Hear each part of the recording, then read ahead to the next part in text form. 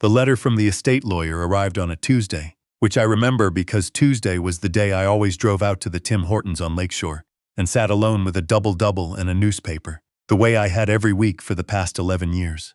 I had been doing a lot of things alone for 11 years. The envelope was cream-colored, heavy stock, with a return address from a firm in Toronto I didn't recognize. I almost threw it in the recycling bin with the flyers and the hydro bill reminder. Something made me stop. Maybe it was the weight of it. Maybe it was just instinct, the kind you develop after 63 years of living, when your gut knows something before your brain catches up. I sat down at the kitchen table and opened it. My brother Clifford had died. I hadn't spoken to Clifford in 11 years. Not since he stood in our mother's living room in Barrie, 3 weeks after her funeral, and told me I was getting nothing. That the house, the savings, the 40 acres of lake property up near Gravenhurst, all of it was going to him, because he'd been there, because he'd done the work, because I'd moved away to Winnipeg 20 years earlier and abandoned the family. His word, abandoned. I had moved to Winnipeg for a job. I had called every Sunday. I had flown back every Christmas until the flights got too expensive, and then I drove 17 hours each way in a car that barely made it. But none of that mattered to Clifford. He had the power of attorney. He had everything signed before Mom got too sick to understand what she was signing. And when I tried to contest it, he told me I could either walk away or he would make sure I never saw a cent, and that everyone in town would know I was the son who tried to steal from a dying woman. I walked away. What choice did I have? I was 62 years old, living in a rented house in Winnipeg, retired early from a machining job that had wrecked my lower back, surviving on CPP and whatever odd work I could find. I didn't have money for lawyers. Clifford knew that. He had always been good at knowing exactly how much rope a person had and making sure they didn't have an inch more. So I walked away and I told myself that was the end of it. That was the end of him. And then that letter arrived on a Tuesday morning, and I learned that Clifford had died of a heart attack 6 weeks earlier, at 68, and that he had no children and no spouse, and that according to a will he'd drawn up 4 years ago, quietly, apparently, without telling anyone, he had left the lake property and everything attached to it to me. I read the letter 3 times, then I put it face down on the table and stared at the wall for a long while. The lawyer's name was Dunmore. He called me the next morning, and I learned the full picture. The lake property had appreciated significantly. Clifford had also held onto a small investment portfolio he'd never touched. Conservative stuff, GAs and dividend funds, the kind of thing a cautious man builds up quietly over decades. There was also a life insurance policy. When Dunmore finished walking me through the numbers, the total came out to just over $2.3 million. I said, "I'm sorry, can you say that again?" He said it again. I hung up the phone and sat on the edge of my bed and put my face in my hands. Not from joy. I don't know what it was. Grief, maybe. For Mom. For the years I'd lost. For the version of my brother that must have existed at some point. The one who had looked at his own life toward the end and decided to undo something. I didn't cry. I'm not built that way. But it was close. What I did was call Dunmore back and ask him what I needed to do next. And then I started making decisions, careful, quiet decisions, the way I'd been doing everything for the past 11 years. The first decision was to sell the lake property. I had no interest in keeping it. Those 40 acres held nothing I wanted to revisit. A developer had already made inquiries, Dunmore told me. I told him to proceed. The sale closed faster than I expected. The market up there had gone a little sideways, but the land was well positioned and the developer had cash ready. I came away with just under $1.8 million from that alone. Combined with Clifford's savings and the insurance, the total settled at just over $2.4 million after taxes and legal fees. I did not tell anyone. I want to be clear about that. I did not post about it. I did not mention it to my neighbors in Winnipeg, a quiet retired couple I barely spoke to anyway. I did not call any old friends. I called my financial advisor at the credit union, a woman I'd trusted for years, and I asked her to meet me the following Thursday. I also called a real estate agent. I had been wanting to leave Winnipeg for a long time. My back liked the cold less and less each winter, and the rental house I'd been in for 9 years had started to feel like a waiting room. I didn't know what I was waiting for. I still don't, entirely. But I knew I didn't want to wait there anymore. I found a place in the Niagara region, a proper house, not extravagant. 3 bedrooms, a covered porch, a small yard with a silver maple that had been there long enough to have opinions. It was in a town I'd passed through once on a drive years ago and had always half remembered. I made an offer. They accepted. I drove out in April with a rental truck and 2 trips worth of boxes, and I started over at 63 years old in a town where nobody knew my name. That was 6 months ago. I had a routine there. I walked in the mornings. I cooked proper meals for the first time in years because I finally had a kitchen worth cooking in. I started a small vegetable garden in the backyard. Tomatoes, zucchini, a row of beans that did better than expected. I joined a woodworking club that met Tuesday evenings at the community center. A group of mostly retired men who didn't ask many questions and were perfectly happy to spend 2 hours arguing about joinery. I was not happy, exactly, but I was settled. There's a difference, and at my age you learn to value settled. My son knew I had moved. I had told him that much. He was 37, living in Calgary with his wife and her family's priorities, and we spoke on the phone maybe once a month. Short, careful conversations, the kind where you both know there are things you're not saying. He knew about Clifford's death. I hadn't told him about the inheritance. My daughter did not know I had moved. She did not know about Clifford. She did not know about most things in my life, because she had stopped caring to know approximately 10 years ago, give or take a few months of slow fade. Her name is Joelle. She is 35. She lives in Mississauga with her husband, a man named Troy, and Troy's mother, a woman named Bev, who had, as far as I could tell, made a career of being in the room when she wasn't needed. The four of them, Joelle, Troy, Bev, and Troy's younger brother Nate, operated as a unit, a block. The kind of family arrangement where you either belong to the block or you are outside it, and there is no in-between. I had been outside it for a long time. It hadn't always been that way. When Joelle was young, we were close. She used to sit in the garage while I worked, handing me tools before I asked for them, asking questions about how things fit together. She had her mother's eyes and her mother's laugh, and for a while my patience with mechanical things. Her mother died when Joelle was 16. After that, something shifted between us. Not all at once. Slowly, the way a foundation cracks in cold ground, invisible until it isn't.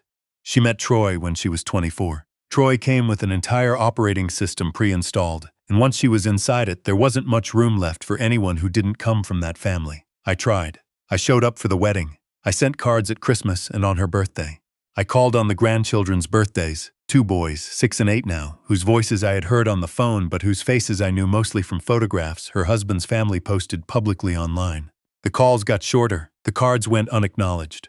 After a while I stopped calling on her birthday, because it had started to feel like leaving a message for someone who had changed their number and never told you. 10 years. I am not exaggerating. So when my financial advisor asked me during our first meeting whether I had family who knew about the inheritance, I told her that I had a son who I would tell eventually, and a daughter who I would not be telling at all. My advisor, who is a practical woman and has never once in 15 years of working together told me what to do with my personal life, nodded and moved on. I was careful, I was methodical. I worked with my advisor to put most of the money into registered accounts and a properly diversified portfolio. Nothing flashy, nothing that required me to think about it every day. I set up a monthly transfer that covered my expenses comfortably and left plenty to grow. I paid cash for the house. I drove the same truck I'd been driving for 6 years because it ran fine, and I saw no reason to change it. The only thing I did that might be called indulgent was the woodworking shop I set up in the garage. I spent more on that than I'd spent on anything in my adult life, and I regret nothing. A proper table saw, a bandsaw with a good fence, wall-mounted storage, everything labeled, everything in its place. I spent 3 weekends building it out, and then I stood in the doorway and felt something I hadn't felt in a long time, which was that I had made something exactly the way I intended it. I did not post photographs of the shop online. I did not post photographs of anything. I had a Facebook account I checked perhaps once a month, mostly to look at the pictures of my grandchildren that Bev and Troy posted. My own profile had maybe 6 posts on it, the most recent from 4 years ago. But someone had been watching. I didn't know that yet. I was 8 months into my new life, deep into a project. A walnut bookcase with hand-cut dovetails, the most ambitious thing I'd tried in years. When I heard a car pull into the driveway on a Saturday afternoon in October, I wiped my hands on a rag and walked around to the front of the house, and I stopped dead on the porch steps. There was a minivan in my driveway. I didn't recognize it immediately. Then the doors opened. Joelle and Troy and Bev and Nate, and both boys who were taller than I remembered, jumping out of the back seat and looking around at the yard with the distracted energy of children who have been sitting in a car too long. Joelle was already walking toward me, and she was smiling. The kind of smile that takes effort. The kind you put on when you've rehearsed what you're going to say and you want to get started before you lose your nerve. "Dad," she said. We were in the area. Nobody drives from Mississauga to the Niagara region and ends up somewhere by accident. It's an hour and 40 minutes on the QEW, and there is nothing ambiguous about that drive. You decide to make it or you don't. I looked at the minivan. It was packed. I could see luggage through the rear window. Not the light kind, the big kind. The kind you pack when you're planning to stay somewhere. "Come in," I said. I know that surprises people. It surprised me too a little as I said it. But I had reasons and I want to explain them. I didn't let them in because I was confused or overwhelmed or because some reflex of parental love overrode my judgment. I let them in because in the 90 seconds between seeing the minivan and opening my mouth, I had made a decision. I wanted to see what they were there for. I wanted to hear it in their own words, in my own house, with no ambiguity I could later talk myself out of. I had spent 10 years wondering about the distance between me and my daughter, filing it away, making peace with it in the way you make peace with things you can't change. I was not going to let her stand in my driveway and drive away with me still wondering. So I said, "Come in." The boys ran to the backyard immediately. They spotted the garden and wanted to look at the beans, which had long since dried on the vine, but apparently still merited investigation. I appreciated that about them. Kids that age haven't learned yet to pretend interest in things they don't actually care about. They care about the beans or they don't. We sat in the kitchen. Joelle sat across from me. Troy stood near the counter. Bev had already walked slowly through the main floor once, the living room, the hallway, the dining room. Not looking at things the way a guest looks at things, but the way someone looks at things when they're taking inventory. She paused at the woodworking magazine stacked by the couch. She looked at the framed print on the wall above the fireplace, a landscape I'd picked up at a local gallery. She looked at the floor plan with the expression of someone who is mentally measuring rooms. I watched all of this and said nothing. Troy pulled out his phone, glanced at it, put it away. He had the habit some men develop of treating every silence as an agenda item. "Nice place," he said. "How many square feet?" "Enough," I said. Joelle put her hands flat on the table. "Dad, we should have been in touch more. I know that. I know I haven't. I know things have been distant." "Distant," I said. "I know." She looked down. "There's a lot I want to talk about." "I'm glad to hear that," I said, and I meant it. Whatever else happened in that kitchen, I meant that part. Then Troy said, "We're actually going through a bit of a transitional period right now." I looked at him. "The lease on our place in Mississauga is up in December," he said. "We've been looking around at options. The market there is, you know how it is. With the kids and everything, we were thinking something with a bit more space might make sense." He paused. He looked at Bev. Bev looked at me.